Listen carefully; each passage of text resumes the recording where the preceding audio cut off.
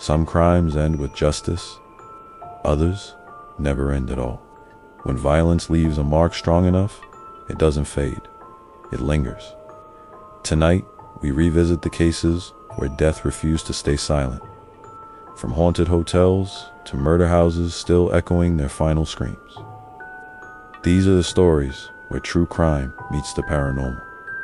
Turn down the lights and listen carefully. Because some killers never left the scene. The small town of Villisca, Iowa, still looks frozen in time, white fences, dirt roads, and the faint sound of wind through cornfields. But beneath that quiet surface lies one of the darkest chapters in American history. On June 10, 1912, the Moore family, Josiah, Sarah, their 4 children, and 2 overnight guests were brutally murdered inside their home. All 8 victims were found bludgeoned to death with an axe. Every mirror in the house had been covered with cloth, every window blind pulled tight, even the food on the kitchen table had been untouched, as if the killer had sat down but never eaten. The crime shocked the nation. There was no sign of forced entry, no valuables missing, and though several suspects were questioned, including a traveling preacher who confessed, then recanted, no one was ever convicted. The case remains unsolved to this day. But the story didn't end there. For over a century, residents have claimed the house never truly went silent. Visitors report children's laughter echoing through the upstairs rooms, followed by the sound of small footsteps running, then stopping all at once. In the master bedroom, investigators have captured faint whispers on EVP recorders. The clearest one saying, "Still here." In 2014, a paranormal team conducting an overnight stay reported that one member suddenly began convulsing, clutching his chest, and screaming for help. The footage showed no visible cause. Later, the man said he felt a pressure on his back, like hands holding me down. When they reviewed the audio, they heard a faint male voice over the panic whispering, "Don T, let him leave." Local historians say the house layout matches that of early Quaker meeting houses, designed for silence, reflection, and judgment. The walls, they say, were built to carry sound perfectly. Maybe that's why the echoes linger so clearly. Today, the Villisca Axe murder house stands exactly as it did in 1912. The beds remade, the children's shoes lined neatly beside them. Tourists still visit by day, but by night, the air changes. The temperature drops, and visitors describe a sudden heaviness, as if someone is standing just behind them, watching quietly. Many who've stayed overnight say they hear the same thing around 2 a.m. Not screams, not footsteps, just breathing. The murders ended over a century ago, but in Villisca, the house still remembers every sound. Story 2, the Hinterkaifeck murders, the farm of death in the spring of 1922. Deep in the Bavarian countryside, the Gruber family lived on a quiet farmstead known as Hinterkaifeck. The land was remote, surrounded by woods, miles from the nearest village. It should have been peaceful. Instead, it became the scene of one of Germany's most disturbing mysteries. Days before the murders, Andreas Gruber, the family's patriarch, told neighbors he'd heard footsteps in the attic. He found footprints in the snow leading from the forest to the house, but none going back. He dismissed it as paranoia until small objects began to vanish and food went missing. Someone was already inside. On March 31st, the entire family, Andreas, his wife Cecilia, their daughter, grandchildren, and maid, were found murdered with a mattock, a tool like an axe. Each had been drawn one by one into the barn before being killed. Inside, hay was piled neatly over the bodies, as if to hide them. The youngest child's hair had been torn out in terror. The killer then entered the house, killed the remaining 2, and stayed there for days, cooking meals, feeding the livestock, and sleeping in the beds of the dead. When police arrived, they found the doors locked from the inside. No valuables were missing. no motive ever surfaced. The killer vanished into the forest and was never found. But long after the investigation ended, the farm refused to rest. When a new owner tried to rebuild the property, workers claimed they heard footsteps on the roof at night, the same sound Andreas had reported. One worker fled after finding his tools rearranged each morning, stacked in perfect alignment beside the barn wall.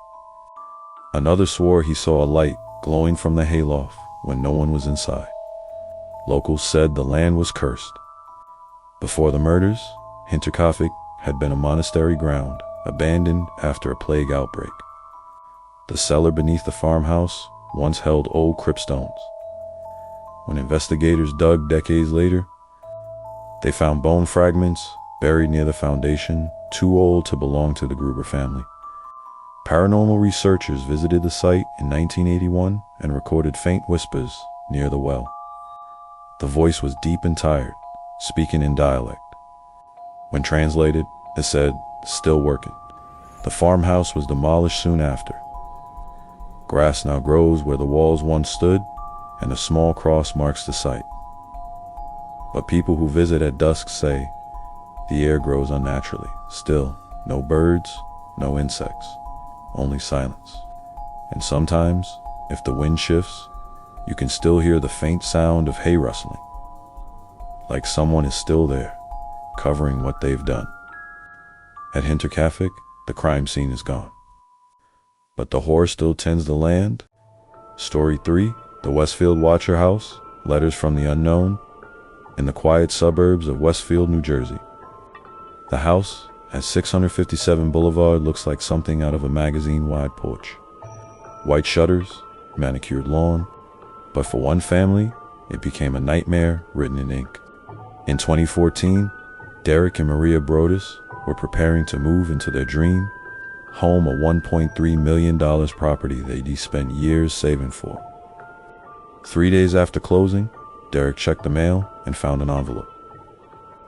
No return address, just written across the front in heavy black handwriting to the new owner. Inside was a letter. It began politely, "Dearest new neighbor, welcome to the boulevard. I have been watching the house for decades, as my father did before me." The writer described no intimate details about the family, their names, how many children they had, and where they planned to put each of their bedrooms. Then the tone darkened. "Do you need to fill the house with the young blood I requested? Once I know their names, I will call to them." Shaken, the Broaduses contacted police. There were no fingerprints, no leads, no signs of trespassing, but the letters kept coming. Each one grew more personal.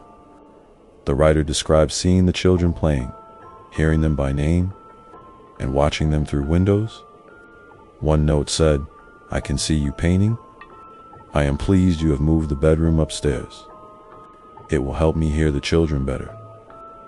The police tested the envelopes for DNA, inconclusive. Neighbors were questioned, handwriting analyzed. Everyone was a suspect. No one was caught. The Brodus family never moved in. They sold the house in 2019 at a loss, but not before one final letter arrived. It said, "You are afraid, but you are the ones who brought me to life. Maybe it's your turn to watch." Paranormal investigators have visited the house since. One group reported strange EMF fluctuations along the walls, as if something were moving behind them. Another claimed to hear knocking that followed them room to room, 3 taps, evenly spaced, like a heartbeat. When they left, they found a single letter waiting in their van's windshield wiper. No return address. Just one line, "Welcome back." To this day, no one knows who wrote the letters, or if they were ever truly human at all. The current residents refuse interviews and never check their mailbox after dark. Some homes are built to be lived in. Others are built to be watched. Story for the Cecil Hotel. The mystery of Elisa Lamb, downtown Los Angeles, has many old buildings, but none with a reputation quite like the Cecil Hotel. For nearly a century, it's been known as a place where tragedy seems to check in and never leaves. When it opened in 1927, the Cecil was meant to be luxurious. But after the Great Depression, it became home to drifters, addicts, and criminals. Over the years, it earned a new name, the Suicide Patel. At least 16 people have died there. Some jumped. Others vanished entirely. But one case stands above the rest. In January 2013, 21-year-old Canadian student Elisa Lam checked into the Cecil. She was traveling alone, young, curious, and vibrant. Then, she disappeared. 2 weeks later, guests began complaining that the hotel's water pressure was low and that the water coming from their faucets tasted strange. Maintenance staff went to the rooftop tanks. When they opened the hatch, they found her. Elisa's body was floating inside. No one could explain how she'd gotten there. The tank was 8 feet tall with no ladder access. The hatch was closed. Before her body was found, police released elevator footage from the night she vanished. It showed Elisa acting strangely, pressing every floor button, peeking out into the hallway, then hiding, as if someone was following her. She moved her hands in jerky, unnatural motions, talking to someone no one else could see. Then she stepped into the hallway and vanished. There were no witnesses, no signs of struggle. Her death was ruled an accidental drowning, possibly caused by a mental episode. But people who watched the video said otherwise. Paranormal researchers pointed out that her behavior resembled spirit communication gestures seen in seances and automatic writing. Some believe she encountered something inside the hotel, something that's been feeding off fear for decades. The Cecil has long been linked to darkness. Serial killer Richard Ramirez, the Night Stalker, lived on the 14th floor in the 1980s. Another murderer, Jack Unterweger, checked in years later and continued his crimes from the same building. Guests report hearing footsteps pacing in empty rooms, water dripping from dry faucets, and whispers through the walls. When investigators returned to Elisa's floor, the elevator malfunctioned again, the same way as in the footage. No one was near it. The doors opened, and for 14 seconds, the lights flickered in every room down the hall. To this day, no one knows what Elisa saw or what saw her. The Cecil has since been renamed Stay on Main, but the address hasn't changed, and neither has what lingers there. Some hotels have guests who never check out. At the Cecil, the rooms remember every one of them. Story 5, the Hotel Monte Vista. Room 35, still calls in the heart of Flagstaff, Arizona. Stands a hotel that looks timeless, warm lights, rustic brick, a neon sign that's been glowing since 1927. But behind those walls, the Hotel Monte Vista carries a reputation that travelers can't quite explain, especially room 305. During its early years, the Monte Vista was a stop for movie stars, railroad workers, and drifters. Prohibition brought underground gambling, bootlegging, and secrets hidden behind false walls. It was alive and dangerous. In the 1940s, a long-term guest, an elderly woman, rented room 305. She was quiet, polite, and rarely seen. The staff said she spent most of her days in the rocking chair by the window, watching the street below. One morning, they found her dead, still seated in that chair, facing the sunrise. No signs of struggle. No family to claim her. She was buried nearby. And that's when the strange calls began. Switchboard operators reported phone calls coming from room 305, late at night, long after the room had been locked and vacant. When they answered, all they heard was breathing slow and deliberate. Maintenance checked the line, disconnected. The phone had no dial tone.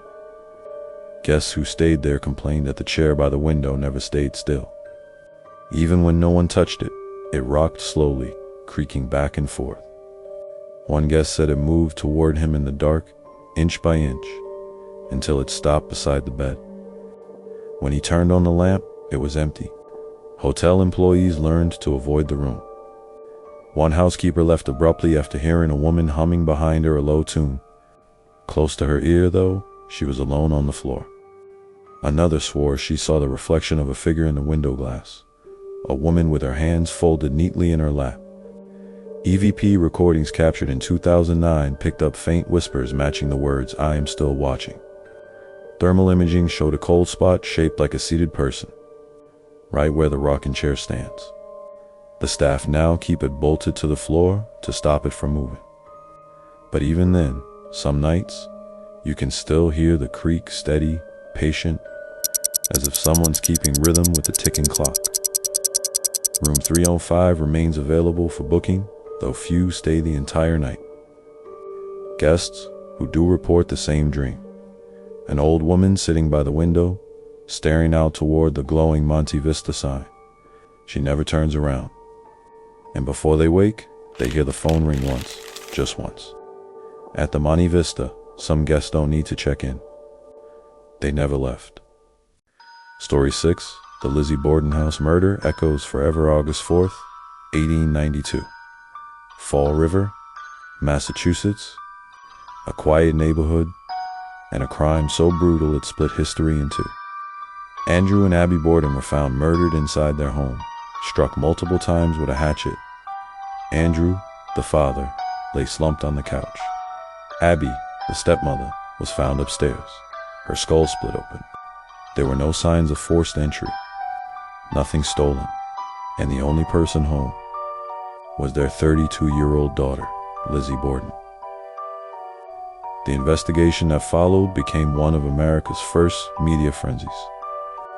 Lizzie denied everything. She claimed to have been in the barn searching for lead sinkers when the murders occurred. But her story shifted, and her calm demeanor unsettled investigators. Blood-stained dresses were found. A hatchet head, freshly cleaned, was discovered in the basement. The trial divided the nation. Some saw a cold-blooded killer. Others saw a wrongfully accused woman trapped by public hysteria. In the end, Lizzie was acquitted, but the shadow of guilt never left her name, and it never left the house. Over a century later, the Lizzie Borden house still stands, fully restored and open for overnight stays. Visitors say the air inside feels different, heavy, like it's holding its breath. Paranormal teams have captured faint whispers in the guest rooms, soft female voices repeating the word "why." Others have reported sudden chills, and footsteps pacing between the parlor and the staircase. The same path investigators once traced through blood. The most active room, they say, is the guest bedroom where Abby was killed. Guests claim to wake in the night to the sound of sweeping, as if someone is trying to clean the floor. EVP recordings often pick up a woman's voice saying, "I told you to leave." When they play the recording backward, the same voice whispers, "He made me do it." Even the attic, where Lizzie's uncle once slept, seems alive with energy. Visitors hear the sound of a door opening slow, hesitant, followed by a faint giggle that stops mid-breath. Every investigation ends the same way, with the smell of iron in the air, and the sound of a heartbeat where no one stands. The house has become a museum now, but every photo, every tour, every flashlight beam seems to stir something in the corners. They say if you call out Lizzie's name, you might hear an answer, but not from her lips. The jury found her innocent. The house never did. Story 7, The Black Dahlia's Curse, Hollywood's Dark Secret in January of 1947. Los Angeles was supposed to be the city of dreams, sunshine, stars, and second chances. But for one young woman, it became the stage for one of America's most horrifying unsolved murders. Her name was Elizabeth Short, though the world would remember her by another name, the Black Dahlia. Her body was found in an empty lot near South Norton Avenue, cut clean in half at the waist. Drained of blood, posed with a smile carved into her face. The brutality stunned even veteran detectives. There were no fingerprints, no signs of struggle, no clues. Whoever did it had time and precision. The media swarmed, turning the tragedy into a spectacle, Elizabeth was painted as both angel and sinner, a symbol of Hollywood's hidden rot. The police questioned more than 150 suspects, doctors, actors, even her lovers. But the killer was never found. And that's when the curse began. In the years following, everyone who lived or worked near that empty lot reported the same thing. A woman-esque scream echoing after midnight, sharp and desperate, cutting through the wind before vanishing. Residents would find their pets staring toward the field, growling at nothing. Some said the grass never grew right there again, always patchy, always gray. In the 1960s, a new apartment complex was built on the site. Tenants complained of flickering lights, sudden temperature drops, and the smell of perfume lingering in empty rooms. Maintenance staff reported faucets turning on by themselves, water running clear at first, then red. One security guard quit after hearing footsteps behind him on a locked rooftop. When he turned, he saw a shadow shaped like a woman in heels reflected in the glass, but not on the ground. In 2003, a paranormal group recorded EVPs in the courtyard. The clearest one came from the exact coordinates where Elizabeth's body had been found. A female voice, soft, calm, and chillingly clear. He promised me a role. No one knows who killed the Black Dahlia, but every detective who worked the case described it the same way. Wrong. The evidence vanished, witnesses changed stories, and files went missing. Even the coroner's notes were partially destroyed in a mysterious fire years later. Today, the lot is quiet again. Just another piece of Los Angeles history paved over and forgotten. But those who visit after dark say they feel watched, like they're standing on a stage with an unseen audience holding its breath. And sometimes, when the wind shifts, they smell the faint scent of gardenia perfume, the same kind Elizabeth Short always wore. Hollywood never solved her murder. It just learned to live with her ghost. Story 8, Bobby Mackey's Music World Gateway to Hell in Wilder, Kentucky, just across the river from Cincinnati. There's a bar that looks ordinary. Neon lights, country music, and cold beer on tap. But beneath its floorboards lies one of the darkest legends in America. It is called Bobby Mackey's Music World, and it's been called the most haunted nightclub in the country. Long before it was a honky-tonk, the land was a slaughterhouse in the 1800s. Animal blood drained into a basement well, a deep, circular pit that locals began to call the Well to Hell. When the slaughterhouse closed, rumors spread that it became a site for ritual activity. One story claimed to men murdered a young woman named Pearl Bryant, nearby decapitating her and throwing her head into that same pit. Her killers were executed, but before they died, they swore they'd return through the well that drank her blood. Decades later, the building became a speakeasy, then a casino, then a bar, and that's when the hauntings began. Employees heard phantom footsteps and slamming doors. Female staff reported unseen hands pulling their hair, and one night, a bartender cleaning up alone heard a woman singing softly near the stage, an old country tune no one recognized. When he looked toward the sound, the microphone began to sway on its own. The recording camera later showed the bar lights flickering, forming what looked like a faint figure, long hair, pale face, no head. The current owner, country singer Bobby Mackey, didn't believe in ghosts at first, but his wife did. She claimed she was pinned against the basement wall by something she couldn't see. When she screamed, she heard a man's voice whisper, "Get out."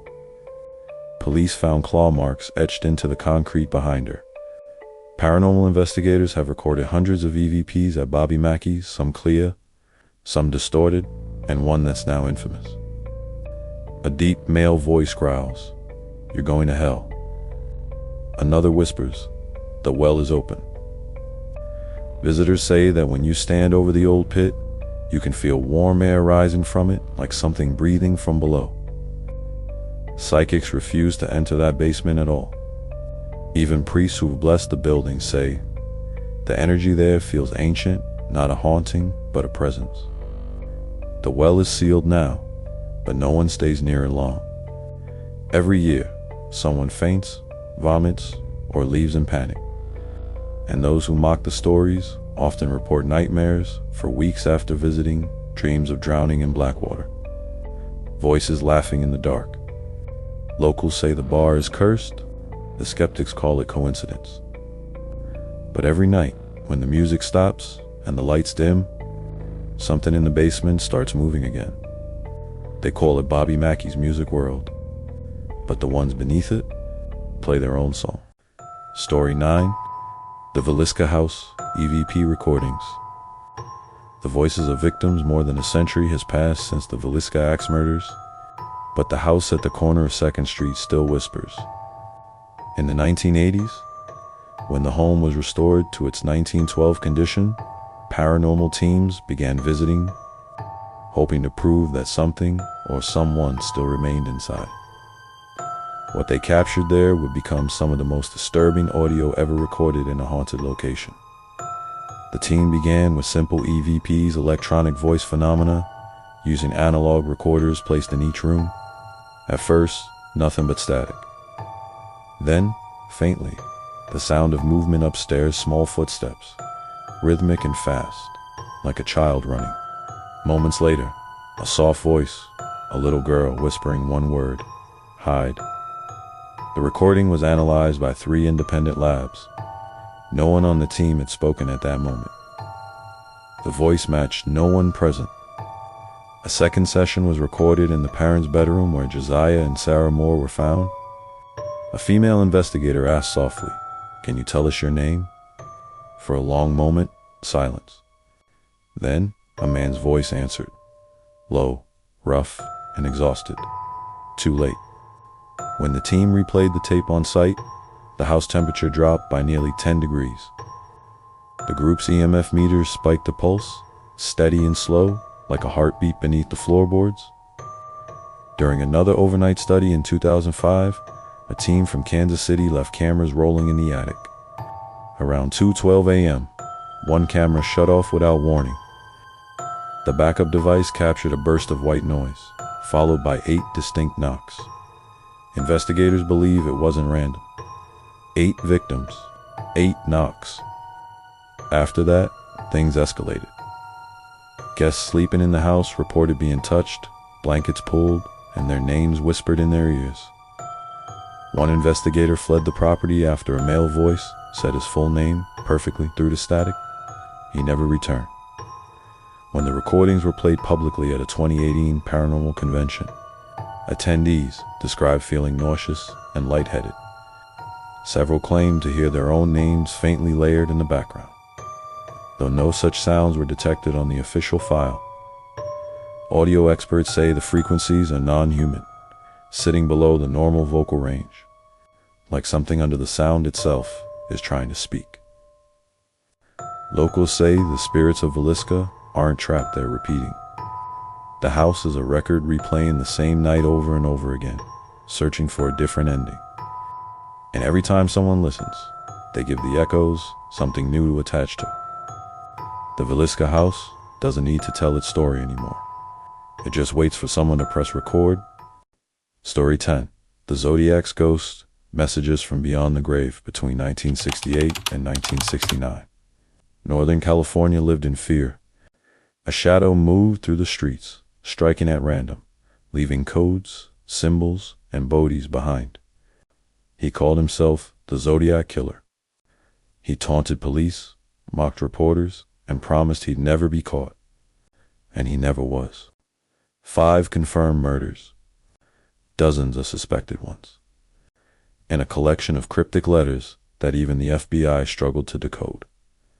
But what most people don't know is that the letters never really stopped.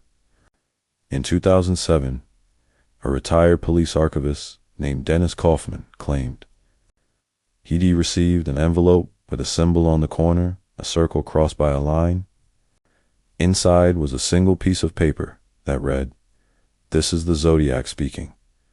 You couldn't stop me in life. Can you hear me now?" Authorities dismissed it as a hoax until they tested the paper. The fibers matched stationery used in the original Zodiac letters. The ink contained the same rare chemical compound phased out in the 1970s. No match was ever found. Around that same time, radio hobbyists began reporting something strange. During late-night frequencies on the 4 MHz band, they picked up faint transmissions, a male voice, distorted, repeating numbers and coordinates. One message, when decoded, pointed to a wooded area north of Vallejo, exactly where one of the Zodiac's original attacks took place. Paranormal investigators visiting the site in 2012 claimed to hear voices through spirit boxers and EVP recordings. When asked, "Who are you?" a voice replied, "Zodiac." When they asked, "Are you dead?" the same voice whispered, "Find the others." Skeptics argued it was interference, overlapping radio signals, but technicians analyzing the audio found something unusual. The voice was recorded on 3 different devices, with no shared input or static pattern. It wasn't interference. It was consistent, and it was answering in real time. Others believed the Zodiac never died, that his obsession with being heard tethered him to the frequencies of his own crimes. Even today, police dispatchers in California occasionally receive open channel calls with rhythmic beeping 5 tones, always the same. When they trace it, there's no source, just silence. Some late-night ham radio operators say they still hear him, a deep male voice, faint, patient, speaking over the static. The words change, but one phrase always returns. This is the Zodiac speaking. No one knows if it's a ghost, a copycat, or something darker. The echo of a mind that refused to stop communicating. But one thing's certain, the case was never solved. And maybe it never ended. The Zodiac promised his voice would live forever. He was right. You just have to tune in